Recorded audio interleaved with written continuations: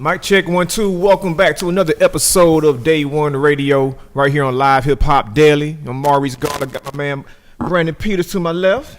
What's happening, bro? How you been, man? Said, I've been doing a lot. Goddamn, I'm good though. I'm good. How about you, man? I'm good. I can't complain, man. It's crazy ass weather. It's 80 degrees one day, 20 the next, 39 the next. This shit is. That's why everybody's sick. Yeah, man. I'm actually starting to believe Bill Nye and shit, man. Like I ain't used to pay attention to dude, but he used to be like, "Oh man, global warming, shit's fucking up." I'm like, whatever, nigga. But now I was like, yeah, I should be paying attention to science people now. Global warming is for After we recorded last week, I flew to Detroit. It was 64 degrees and sunny. The next day, it was 10 inches of snow on the ground. Like 24-hour period, 40-degree temperature shift. Like, that shit is insane, man. But, yo, we appreciate y'all listening. We appreciate y'all watching on Live Hip Hop Daily. Make sure that you follow us on Instagram, Twitter, all that stuff. And, man, we, normally y'all watch us for the hip-hop and all of that stuff. But we got some R&B singers that they look like they rappers. Don't run up on them. But we got Hamilton Park in the building, man. How y'all doing, fellas? Oh, yo, what's good? What's good? It's Marcus Free. Yo, it's Chris Voice. And, of course, I go by the name of Anthony. Like you said, this is Hamilton Park. See, they practice that shit. Like, anytime you don't have to ask a group to introduce themselves, they are professionals. They are professionals. Professionalism, man. So, yeah, man. So, listen, you guys, a lot of people know you from, doing the Scream tour. A lot of people know you from when you guys were on Atlantic. And that was, we're talking, 7-8 years ago at this point, because I think you guys came out in 2011? Yeah, absolutely. Yeah, 2011. So, God damn, it's shit. Yeah, time flies. Time definitely flies. So first and foremost, for the people that are already fans of yours, they're normally used to seeing y'all with 4 people. Yeah. Now it's 3 y'all. What's going on? Yeah. Of course, this is Anthony again, but you know what I'm saying? It's going to always be love. You know what I'm saying? Royce P, he ain't went nowhere. You know what I'm saying? We still a group. He's still family. He's going to always be family. You know what I'm saying? We just moving. You know what I'm saying? No doubt. Now, you guys just dropped a project. What was it, March 2nd? March 2nd, the EP, It Was Necessary. And then, for those who have not listened to it, they kind of provide, what's been going on over the last few years. But one thing that kind of stuck with me was you guys were talking about on the interlude, the It Was Necessary interlude of why you guys named the album that, and that, the break was necessary to grow, to plan, to execute. So talk about some of those plans and execution, and more so some of the things you guys learned over that period of time. Absolutely. I'll just kick it off. The whole aspect of It Was Necessary just kind of came about because it actually just kind of sparked through conversation. Yeah. And we were just having a conversation, and it was like, dang, it was necessary. Everything that we endured, everything that we went through, everything that we experienced, it was necessary. So we had to name, or we were compelled to name the album It Was Necessary.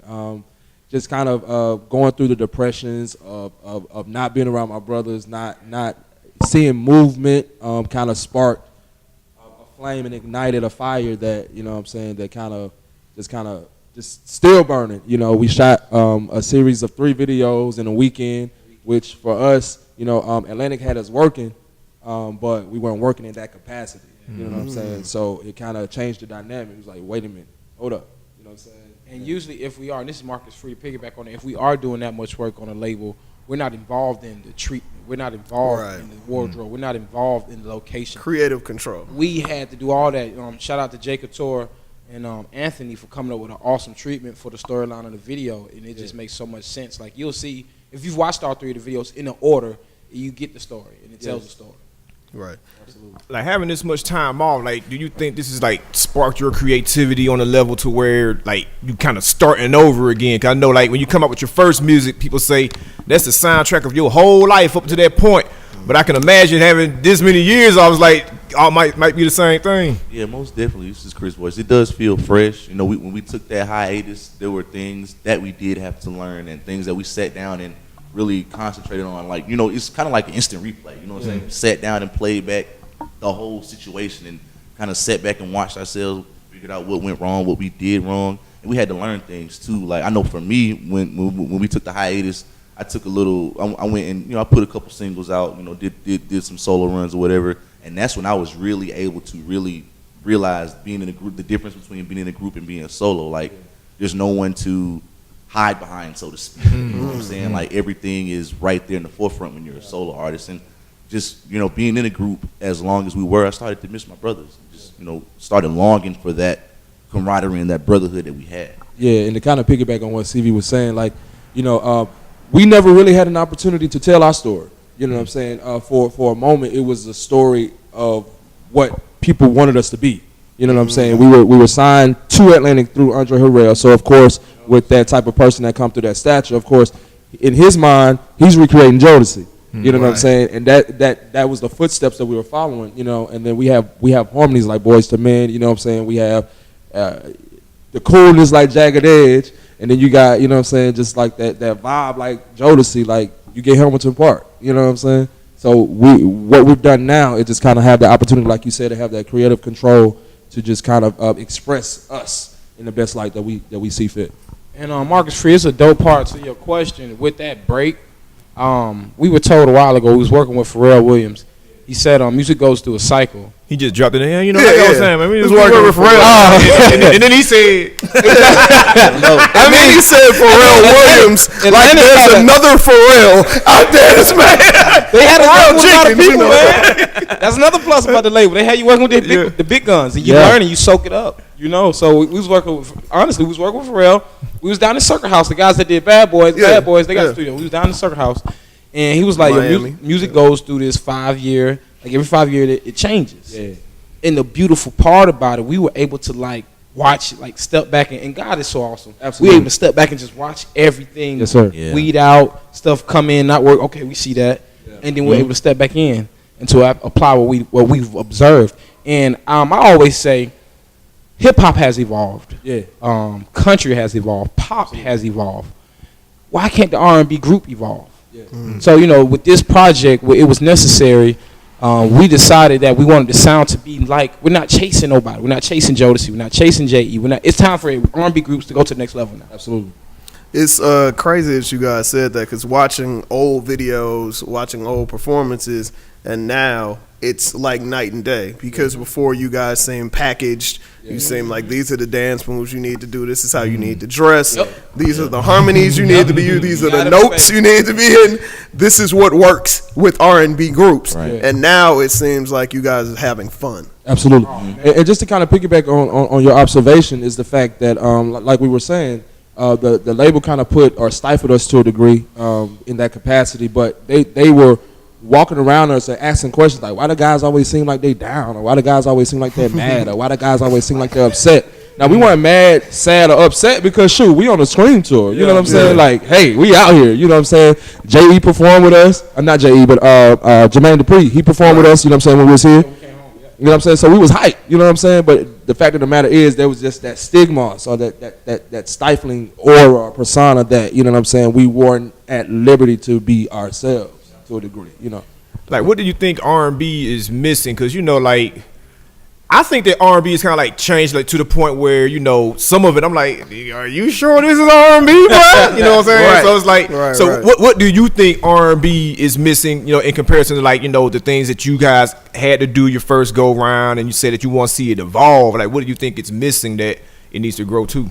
Marcus Free, I honestly think R&B is simply missing authenticity. Bryson Tiller broke it. Tory Lanez broke it. Like, these artists just said, I don't care what R&B was. And Chris Brown kind of started it. He kind of took the first jump. But R&B is missing. Just be authentic. Rappers like, man, I want to sing a little bit, so I'll sing. I don't care if it's cliche or if it is dangerous. I'm just going to do it. R&B needs to stop worrying about the next artist and just be what you feel. Like, you have the dopest vibes. Like, when we was writing this project, the dopest songs came out when we were not trying to chase radio. Right. When we just said we were going to write authentic music to where we're at in our life, what we go through. And the crazy part about it, every guy's going through it. Every man is going through it. So, you know, R&B needs to stop trying to be every R&B group was trying to be something. In the past 5 to 10 years, every R&B group was trying to either be B2K or either trying to be Jodeci or either trying to be Jacket or either trying to be New Edition. Just be an artist. That's how you get your dope. What if a painter was trying to be the next painter? No, be yourself. Right. You know, so when you become authentic and you become one with yourself, you be surprised the type of stuff you come up with, and people really dig that, especially females. They dig it when you're sure you know yourself. Right. Why is it that why is it that you guys think that like there aren't as many R&B groups now though? Like we have a million solo artists, but we either have groups that come out and don't stay together, they do an album and they're gone, or you just don't have people in groups anymore. Like, why do y'all think that is? You ain't David Revan. Nobody came to see you, Otis. I mean, no, but really though, that matters. Just based on the experience from being in the group, you know, you'll have the people that will single out, you know, the individual in the group, so to speak, and you pull it out. You know, I really don't want to say who did it to me, but it was someone of high prestige.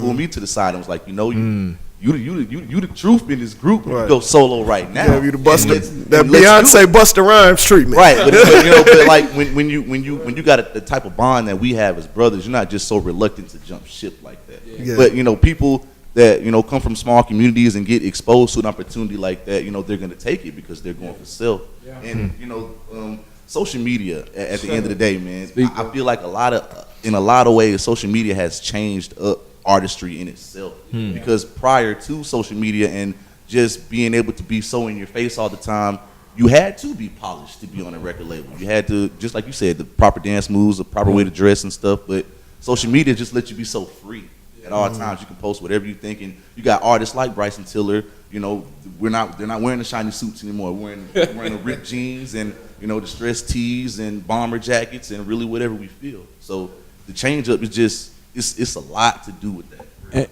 And another thing to piggyback on what my brother is saying is that the fact that we grew up together organically. Yep. You know what I'm saying? We weren't put together or placed together. So when you find groups being placed together, you know what I'm saying, a lot of times there was groups that was out on YouTube that would put, you know what I'm saying, okay, they like this particular individual person, okay, we're going to put them with this group to try to make this work. Yep. It'll never work if it's not grown authentically and organic. You know what I'm saying? Like we woke up, you know what I'm saying, in the same room, you know what I'm saying? One room. Marcus Snake, bro. You know what I'm saying? Hey. And the only one had a bed. Right. You know what I'm saying? And a pillow. And a pillow. And some sheets.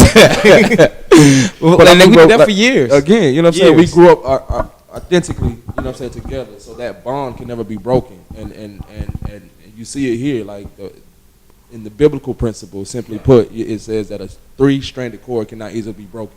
And that's where we find ourselves today. And that's another thing, like when you have that level of respect for your brother, that's like a LeBron and Steph Curry and Kevin. If they want to say they have that level, like I know he cold. Like you just have that level of respect. He's like, for me to think I can even try to step away, like that's suicide. Like we're stronger together. Now don't get us wrong, we'll mess you up with our solo projects, but together we're like Megatron or something, you know? Definitely.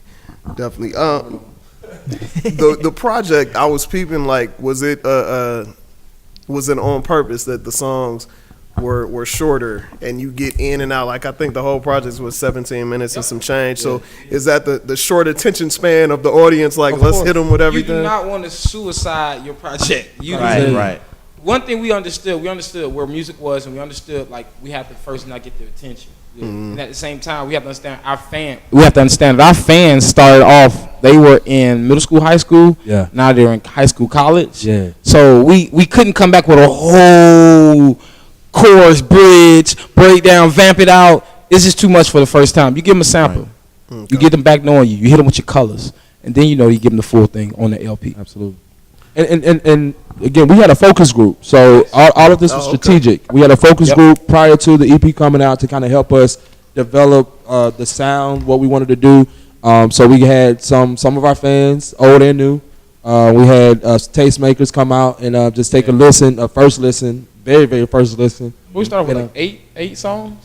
No, we started out. Yeah, it was 8. It was 8 songs. 8 or 10. 8 to 10 songs that we played. We dumped it down to those 5. The best ones made it. You know what I'm saying? So that gave them, you know what I'm saying, the forthright, if you will. You know what I'm saying? Like, hey, we had something to do with this project. Right. So it's a collective effort. So now the new music is out. Like, how have you been receiving the feedback, good and bad? Because, you know, I can imagine you come out and folks are like, oh, we love you. Then you disappear like, damn, what happened to them? Then you come back like, well, nigga, this what I think. You know what I'm saying? So it's like how have you been receptive to the feedback, good and bad? Thankfully, it's been a blessing, bro. Like everybody that's been on board has circled back around. Like, oh my God, I missed y'all. Yeah. Like y'all giving us That's what we've dope. been missing. We've been missing. Like even today, we got like a plethora of just likes and by the way, we're gonna be at Alabama tonight, but we got a plethora of likes and support, which we've always had. You know, we have our core HP sweethearts that rock with us to the day we fall off. You know what I'm saying? And I mean off this earth. I mean 6 feet under. You feel me? We just out in North Carolina. They came out to the celebrity basketball game we played in. You know what I'm saying? So we always have support. And even to that point, one of our sweethearts, and she made sure to take us all in it. Yes. We have fans. I hate for fans. We have supporters that will go to bat for us, and we don't have to. Some stuff they go to bat for us. We didn't even know it was an issue. And you know, when you have supporters like that, it's just like you can overlook any negative energy or any bad karma that somebody's trying to shoot you down with. But you know, when you have following like that, it just keeps you so motivated and moving forward. You know, That's dope. And also too, you know, when we did put out this EP, we charted at 73 on iTunes.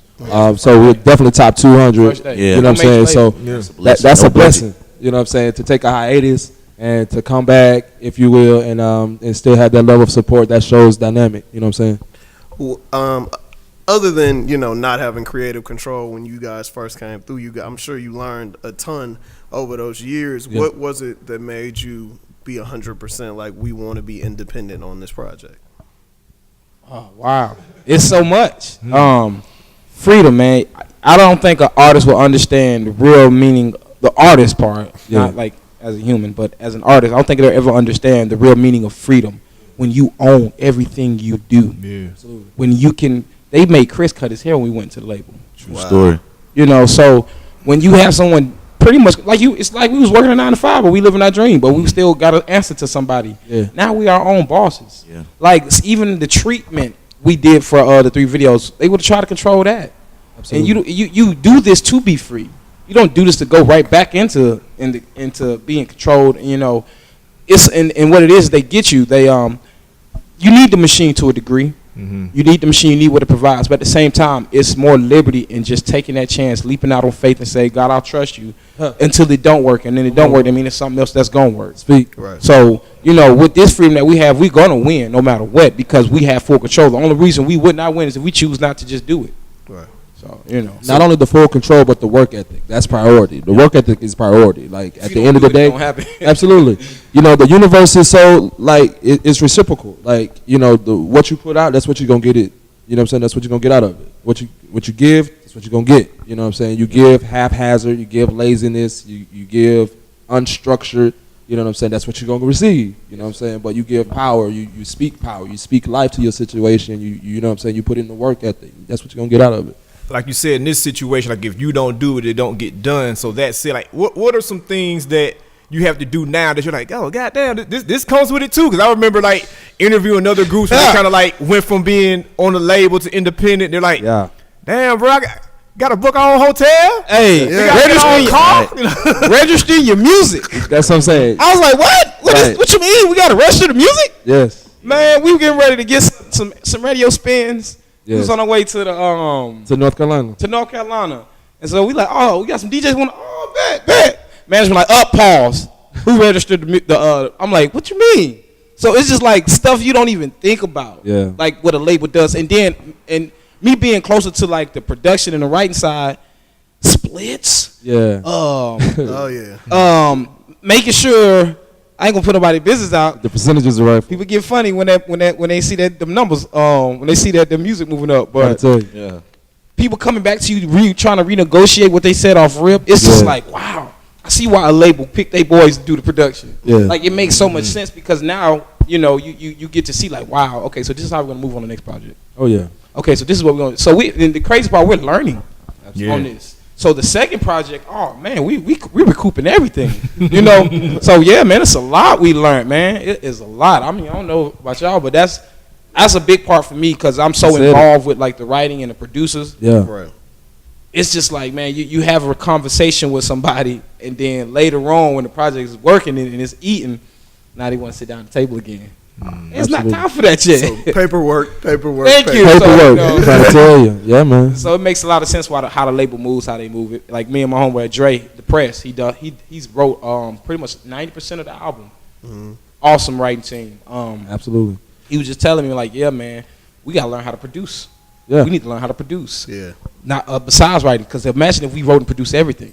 You know how splits work? It's broken down half and half. Right. If we wrote everything, that's everything coming right back to the house. Yeah. You know, so And even as far as like how we distribute our music, you know what I'm saying? Whatever platform that we decide to use, like TuneCore, et cetera, you know what I'm saying? Just trying that method and posting and going back and forth with the emails. Yo, we got to have this hard date. Like, let's go, you know. playtime, don't play with at all. email. Oh my God. Can you get this image up? Can we get this order? You know what I'm saying? So just going through those motions is intense, to say the least. I'll send a text saying, hey, can you send me such and such, check your email. I'm talking to you right now, just send it to me.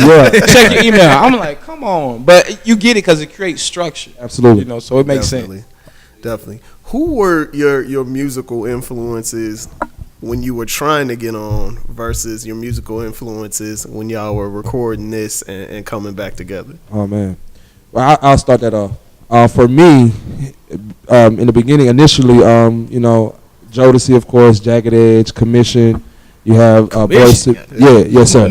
Boys to Men. Man, you don't know homies unless you know Commission. Dude, Listen. my cousin Danny used to sing backup for them like Word. back in the day. Yeah. Word. Yeah. Cold. Yeah. So, for sure. But now, you know, I think my taste has grown into a different space, like Ty Dolla $ign, you know what I'm saying? Yeah. Of course, Chris Brown. Tank, of course, he gonna always be the big homie. That's pretty much it for me. Like earlier on, it was like Cisco and Drew Hill and Genuine Gotcha. and Tank and artists like that. But now more so, just like Ant said, it's like Ty Dolla $igns and Tony Lanes and just I like Future. You know, like Future. I think he's a phenomenal songwriter and artist. Like for real. Don't sleep on him. Like, you know, like artists like that. I guess for me, it would have to been like Jamie Foxx. Like I like characters more than just singers. I like characters. Jamie Foxx, Stevie Wonder, and because I'm a keyboardist too, Gotcha. so I like singer players and Tank also. But now it would probably have to be like your your songwriters again, Eric Bellinger, Oakland. Yeah. people like that. No He doubt. said Oakland. Are you from Oakland? We breed great. Oh, Y'all seen that was one. That was one. Come on now. Yes, sir. Okay. Y'all seen Black Panther. Y'all know what it is. You know what it is. That's crazy y'all said Ty Dolla $ign. We talk all the time. Like, I don't think people really realize just how talented that Ty's dude is. cold. He's a He's monster. cold. Yeah, Cold. for real, for Is real. his Problem father is what it pastor? is. Huh? He's a He problem. from the church. No, his father played in. I don't know what he does now, but his father was in a funk band. See? And I'm drawing wow. a blank. See? He got But, the cheat code. dude. His ties like, but it's genetic. Like he was Right. telling me, Exactly. I did a Actually, they were out here. Him and B.O.B. did a cover of this magazine. Nice. Probably like a year or two ago, and I did the cover story, and he was talking about his daughter. And he was like, how everything goes full cycle. Like he would walk into the room and mess around with instruments when he was young. And he was like, they were making a beat or just jamming out or something at his crib, and his 4-year-old daughter came into the room and was basically replaying what they were doing. Oh, wow. Like no training whatsoever. So Yeah. it's just the musical genius runs in the family. Family, absolutely. Yeah. Yeah. 100%. Definitely. How he hear melodies, lyrics, Yeah. he's crazy. He's a beast. Oh yeah, he's absolutely, and I don't know if people really get it, but And I think know. he made a point to say that. He said he's a singer. Like, Yeah. I'm trying to no, call yeah, him he's not a rapper. Yeah, I he hate made when that people, point. he was Yeah. like, I've never spit a bar in my life. Exactly. Not a rapper. One thing you guys brought up was the evolution of music, and I wanted to get your opinion on the lines that are now blurred between hip hop and R&B. They're completely blurred. Completely. And it's so blurred that even pop culture has started to adapt to some of the hip hop and R&B stuff. Like, what's the girl Kalani? She's Yeah. considered pop. This girl's doing rap and R&B blends. Yeah. So I think Chris Brown had a good part at doing that. If you go back to even on Fame a little bit, I think like on Fame, and then he came up to what was it, Loyal? What's the Royal? You want his name after his daughter. Yeah. Yeah. So like Chris Brown kind of started a lot of that where you could just erase the lines, and that's some trailblazer stuff, man. Yeah. So where you can just and even Nelly kind of was doing it, but it wasn't popular then. But Yeah, that's what I was gonna say. Like, if you go back and you look, like, Where's your mic? it's been singers like the line has been slowly being blurred Yes. over time for the longest. Yeah. I mean, because if you go back, 50 was making fun of Ja Rule for singing on all of his songs. See, It Ja was like, doing- that's man, right, Ja Rule was you doing a it too. bubblegum rapper, you doing all this singing and stuff like that, and virtually ended his career for that. But now you got people out here doing the same thing today. Yeah, yep. So it's like you got Future doing what he does, and you got Party Next Door. He's a singer, but still, like, it's just so blurred. Like, you don't even know. What to A lot of classify it is people as anymore. cadences too. yeah. Right. Yeah. Yeah. And that's what this music is going more vibrations. Like it's more the vibe. Like it's more like you can make a whole song with just mumbles. Absolutely. And that's kind of where we're at right now. But it's just a vibe. It don't always. But it's a vibe. It don't and that's always the make crazy thing. sense. It don't know, and it's just a vibe. So it's real heavy like that. It's real like just the vibe of it all, and that plays a big part of songwriting too. Absolutely. Yep. In what way? Explain. So like if you're songwriting and you're overwriting, you're cheaping your melody because you're trying to overwrite it. But if you just like you got like I know when we writing, we'll just go in there and try to come up with a beautiful or a dope melody, and then we'll plug in lyrics. Words. Yeah. But if you're trying to sacrifice the melody for the pen, you're not going. That's how they used to write. You're not going to get what's now. Now rappers is just going there, and then they'll hear like and that's a dope part. The auto tune to give you a melody, and then for us, we can actually sing the melody. So once we get that, and we'll pull it back and just come in with some clever stuff. Like Loyal. I remember when Dre was writing Loyal, he had the melody, and then you could just hear the lyrics in it, kind of. Baby, I should have been more loyal, and it just naturally happens like that. So, I kind of like where music is now compared to where it used to be. You just have to overwrite. Yeah, for real. True. One thing I think part of, and again, I thought it was kind of genius that you talked about all of these other genres have evolved, but R&B has not evolved. Do you think part of the reason for that is because R&B writers and singers feel like they have to stay in the writing about love and relationships pocket versus writing about whatever they want to write about? Because if you, I'd say that and I want to let you go in, but if you look at it, like when you look at back in the day, like you mentioned Stevie Wonder, you can be 5 years old or 80 years old and play songs in the key of life from beginning to end. There was a pocket of people who loved Solange, but people started really fucking with Solange after this last album because it struck a chord with people beyond just relationships or whether you single, whether you with somebody. So do you think that that's part of the reason it hasn't evolved, especially because you were talking about lyrics and not overwriting? Because sometimes the best stuff is the most simple stuff. Yeah, sure. I'll piggyback. It has lacked transparency. And what you just spoke about was that transparency. And that's what Solange did. She became transparent. Yeah. And to be honest with you, of course, there's a stigma in the R&B sect, I guess you would, or the genre, that you just kind of have to talk about relationships because that's the most relatable. But the road less traveled is that transparency. Be transparent, and that's what we've done with this album. It was necessary. We're being transparent. We're opening up front about what we have experienced, what we've gone through.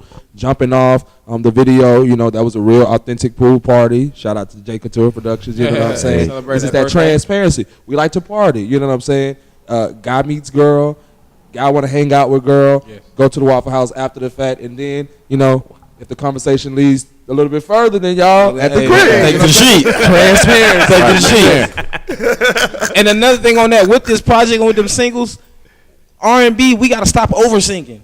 Everything ain't got to be, everything only got to, like, from jumping off to Love Me to Sleep, it just vibe. It was sauce. It was just flow. Don't mess up the vibe trying to be so talented. Definitely not. That makes perfect sense, for sure. So will you guys be doing, because I'm sure you've heard from several of your fans, like, all right, we love this, but what's up with the album? Because they probably think y'all going to go away for another 7 years or something. And we out. Back to black. We are going to be doing an album. Yeah, it's definitely on the way. No dates or anything like that. But right now we're just focusing on this EP. We're just enjoying that. We're happy to be back in the spotlight, so to speak. And we're happy that our fans are happy to see us. So we're just kind of, stand in this moment. There's definitely an album on the way. Yeah, absolutely. I mean, and besides, we're still celebrating this EP release. You know what I'm saying? Hey, definitely. we've been a lot of places. Even like tonight, we got another spot that we're hitting up tonight again.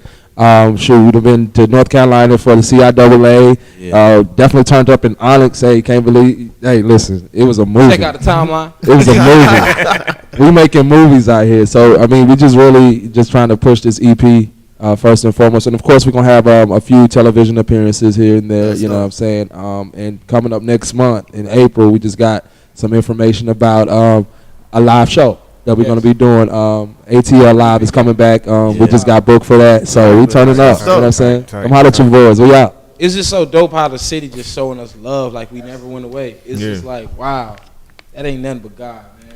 Like, it's like we never went away. People open up doors for us and they like, come on, yeah, man. Right. So, yeah. Like, and that goes back to the forethought that when you sit back, you analyze your situation, you process it, you come up with a strategic plan, and then you execute it.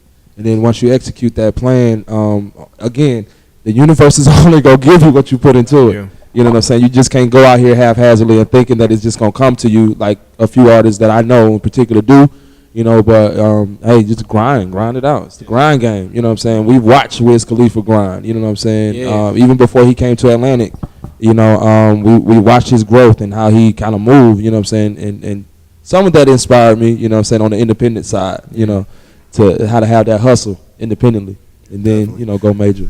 One thing I was peeping at, like back in the day, like you said, Atlantic put y'all in there with everybody. Yeah, Like man. y'all had songs with everybody. Yes, sir. Rappers, producers, Yeah. bunch of fame. So being able to go in there with your own team and kind of do your thing, was that kind of refreshing for you guys? can we say hell? Of course. Yeah. Hell yeah. You say whatever you want to say. Hell yeah, man! To be able just to be like we was able to sit with the like even on Lawyer, we was able to sit with the producer like, I'll take that out, or like that. I'll put that in. We came up with the order of the project. We came up from zero. We cooked it. Bacon's all that. We cooked it. Yeah. Like The real streets. But I ain't saying. I'm not saying. but it feels so good to like, and then it's like I got a daughter. It's like seeing your like, and I ain't good with preparing her to go out into the world, like as far as hair and clothes. Right. But it's like I actually put on a good outfit. I actually did her hair good. All people compliment her outfits. So it's like, man, we did a good job with this project. We sit back like, yo, this is all us, no label, Definitely. and they loving it. It's like, wow, man, we could, and this is for all independent artists, independent labels. Don't fear what you don't know. Step into it. Try it. Keep trying it. And I promise you, if you keep trying it, it's going to win. Don't stop trying. And that's one thing we didn't do. We did a first photo shoot, and this is when we first started. I got to tell the story every interview we go to. We did our first photo shoot, and we thought we was doing it big. Yeah. And so we put it out, and the blogger reached out to us and said, we want to do an interview with you guys. We want to do your first interview back. We was like, okay, bet.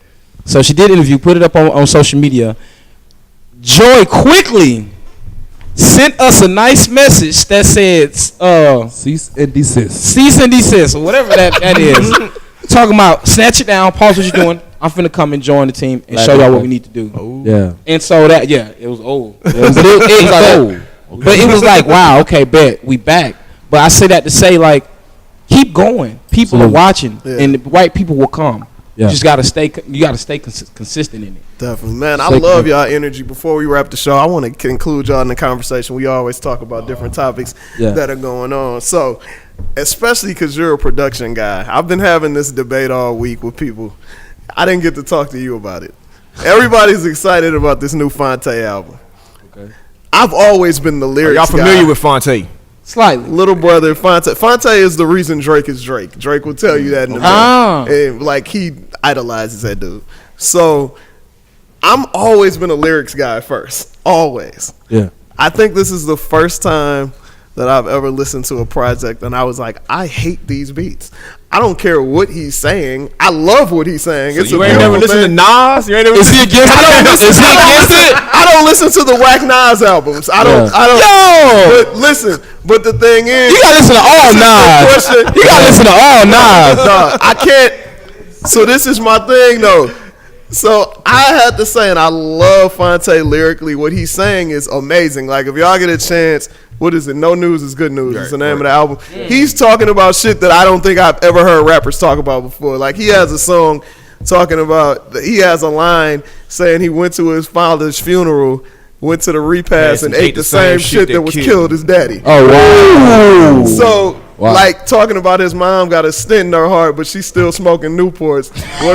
Like real shit. Wow. But the beats are horrible, and it makes it so hard. Like I've tried to listen to this album 4 times since it came out. I hit Just Blaze, and I was like, have you listened to this? Because I respect his opinion on music. He's one of the greatest producers Now you ever. about to put Just Blaze I'm not opinion gonna out tell you there. what his opinion was. But essentially, he told me to listen to it again to an extent. His opinion made me listen to it again, and I did, and I was like, I see what they're saying, but these beats are not good. And I was saying, who is a worse beat picker, Fonte or Nas? Dang, I don't know if that's a good debate. Who's the trashiest beat picker? Nas has consistently picked bad beats in consecutive years. You can't say that about Fonte yet. You know what I'm saying? It's like this is a man that this one project caught him up. It's like this is a man that has been an R&B singer for like the last 10 years. And that's the problem. He raps when it's like, okay, fine, nigga, fine, damn, here's a rap album. You know what I'm saying? That's so the problem. I don't The know if we beats could be sound like comparing them. Hidden Beach. wow. Instrumentals. He said what? Hidden Beach. Y'all remember the Hidden Beach? This guy just said. Y'all remember the Hidden Beach albums? No, bro. Why are you giving it to him? I'm just saying. Fonte just not Hamilton Park's opinion. Right, I'm just saying. But for y'all, like, what comes first, y'all? Is it the lyrics or the music? Which the music. The music's always gonna make you vibe. And then with the music, then the lyrics gonna come. And sometimes the music can help the lyrics come easier. You know what I'm saying? Great beat selection or production. You know what I'm saying? That always makes the better difference than anything. You know what I'm saying? People gonna vibe to the beat more so than they vibe with your lyrics. Yeah. Because again, I listen to a lot of music that I don't even understand half the stuff that they be saying, but it's the vibe. Oh, this my. You know what I'm saying? It's my joint. You know. Which is not even a new thing because nobody understood everything Bone was saying. Nah, at all. Is that the name of that? But we like the music. We love the music. And that's another melody-driven artist. Oh, 100%. Bone Thugs and Harmony. That was their name. Right. That's the name. Busta Rhymes. I can't articulate a lot of stuff that he's saying, but hey, it's that vibe on it. You know what I'm saying? He's on the cadence. You know what I'm saying? But you can have a song where you have melody lyrics first and then someone comes and make a beat. And it still come out hot. It's usually done opposite. Yeah. I think 444 is a great example of that. Like those beats are not phenomenal. Jay-Z? But the concepts are so amazing. Yes, and the things he's saying are so amazing. Like you don't even hear that. But and also I think like the way it was mixed and mastered makes the lyrics stand out. That makes a big difference too. So that's definitely an example of what you guys were saying. I also think it's a perfect time for you guys to be here, being independent, working hard, pushing the project. And Sunday was the Oscars. Jordan Peele, first black man ever to win screenwriting. And I didn't know that he said he stopped writing that movie 20 times. Yeah. That's one of those stories of just never giving up. Absolutely. Right. Relentless. You got to be relentless. In any of your approaches, you have to be relentless, and resilient. So even if you do fall down, you bounce back. I think Thomas Edison created the light bulb, but before he had an opportunity. Well, he's kind of like a thief, but That's true. What y'all gonna say? He's pimping niggas. hey, Eddie, make that again. But I'm saying though, I get you though. No, I get you. Something you had the other day to lit up and shit. Do that again. I think these niggas gonna pay me a lot for that. I give you a nickel on the dollar. But no, that's a good point though. But another thing, I think we overcomplicate being successful. Simplify that mug. Nigga, what else is there to do? What else you gonna do? Yeah. Why stop? Yeah. We just gonna live, nigga, and don't do nothing? Yeah. So I do this thing 1 billion times till it work. That's the thought pattern behind it. Like, if I don't do this, what else is there to do? You just gonna wake up and go to sleep? Yeah. You gotta respect that, man. I definitely, you gotta respect resiliency, man. Yeah. And I definitely like what you guys are doing. Yeah, 20 times. Nice. I'm a writer. Think about it. At 7, he was like, "Phew, I'm almost there." Right. And then, dude, it's amazing how much stuff that like you go through. Like one of my homeboys has, I'm not gonna say his name because he might still be trying to sell it. Has a script that I edited his script in 2008. Yeah. And it's gone through at least 5 to 10 like major. Everybody, Will Packard done seen it when 50 was doing movies. He's seen it. Yeah. Warner Brothers, Lionsgate, Dang, everybody, and all it's an big. incredible script. And Yeah. he's had big actors sign on or whatever, and it still hasn't got to the green light process yet. So, but when it gets there, Absolutely. You need one, it's yes. gonna be like, You just need one. it's That's it. gonna be amazing. Yes, you know sir. what I mean? Absolutely. It's gonna be amazing. But man, Sure. I really appreciate you guys coming through. You guys have you. great Thank you. energy, man. Appreciate it, For man. sure. Thank you I'm for having glad us. we can make this happen. Congrats on the project, Thank you, man. thank you. And Thank you. hopefully they'll be seeing y'all out on the tour this Yes, sir. summer. Yes, sir. This somebody to be lit, You already man. know. Man, So what? most It's definitely, HBC. most definitely. Please tell them where to find you on all your social media. Yo, man, y'all make sure y'all holler at us on Instagram at This Is Hamilton Park, Facebook the same, and make sure y'all go get that EP. It Yeah. was Go and necessary get it. It was on necessary iTunes everywhere. right now. Yeah. Yes, sir. Doing it big, HP season. We back. Let's go. Sauce Gods. Yeah, man. And of course, I go by the name of Anthony Yo, it's Chris Voice. I'm Marcus Free, and we are Hamilton Park. I thought they was gonna sing the Hamilton Park.